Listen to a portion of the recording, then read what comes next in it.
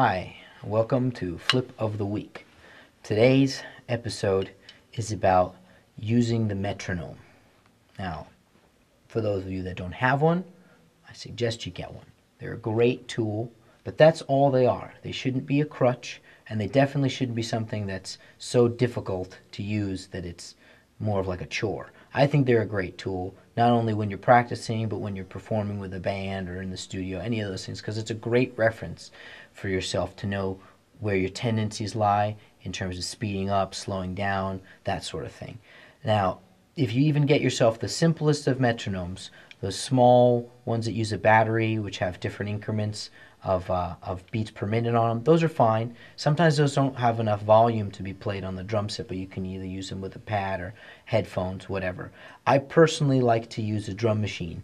Drum machines are, I find, a little bit more practical because, one, there's more tempo options and sound options, and two, you can also program rhythms, so it feels more like playing along with a human being or with a rhythm section or something, instead of just playing to a definitive clicking sound, which sometimes isn't so musical, and that's, I think, why people feel that they're stiff. But anyway, I'm going to show you a few different examples of what subdivisions work for me.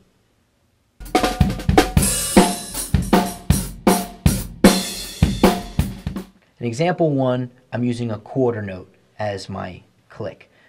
I generally use these when I have medium to faster tempos because when the tempo is about there, the click feels the most comfortable. I not only have something to hold on to because it's pretty frequent, but it's not so frequent that I can't phrase things with more freedom in between notes. For example, if I have a click at a certain tempo and I want to maybe play triplets, it won't feel staggered because I'll still have the quarter note as the reference. So here's example one, by playing with a quarter note click.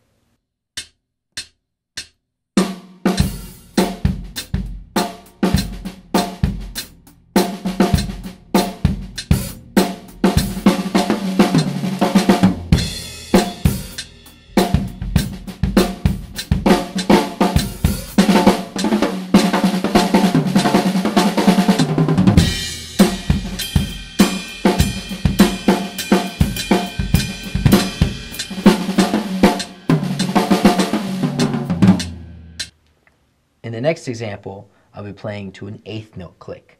These are great as a reference for the tempo of a beat in a slower tempo. For example, in a ballad or something that just has a lot of space in between the notes. I usually use an eighth note, especially in the studio, because it just gives me more grounding.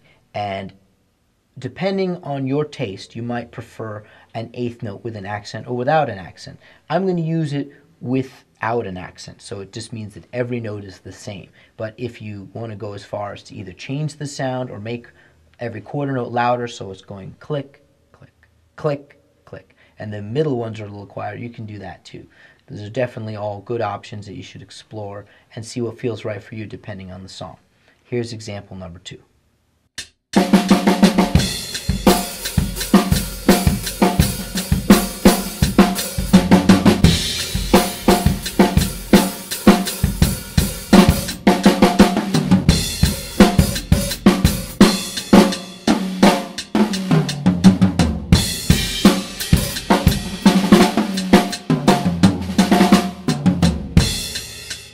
Now, if a click hasn't quite been working for you or you just feel like it's too rigid, I suggest make a sequence. Find something that feels a bit like the rhythm of the song that you're working on and leave enough space in it so that you can interpret it your own way. Here's an example of a rhythm that I can expand on, but it's already giving me the basic idea or guideline of what the rhythm's going to be, so I can feel like I'm playing almost along to another drummer, and hopefully that helps me lock in with the rhythm that I'm going to be playing for the song.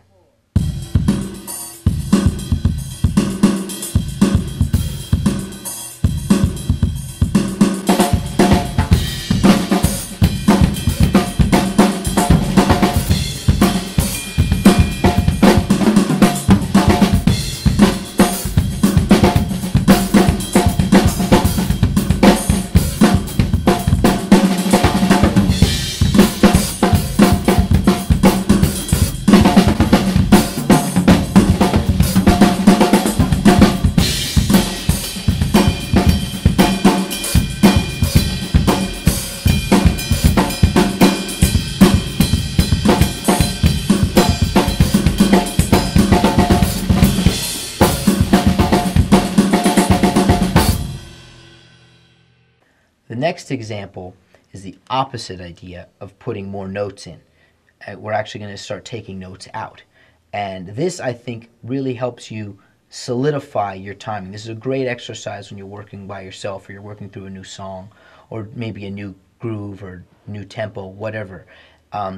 There's a few different ways you can do it. The first way I'll play it will be with the quarter note every 2 measures.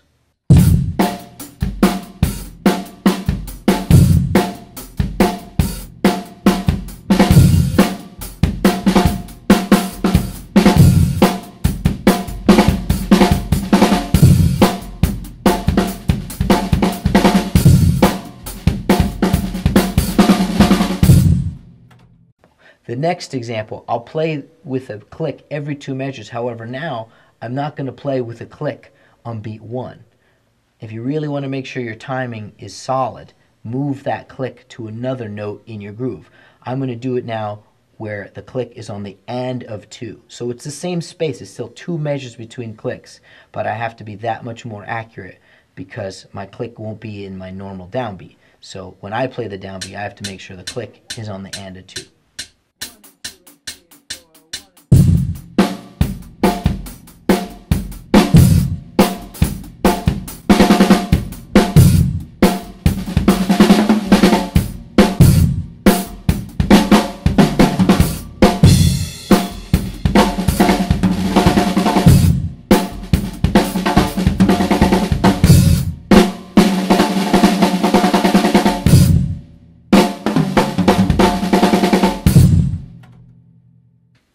In this last example, I'm going to use a sequence from my drum machine that uses a bit of all the different examples. So this rhythm not only has different subdivisions in it, but it also has a lot of space. So it starts with a quarter note, then has triplets, and then has eighth notes, and then has a blank measure.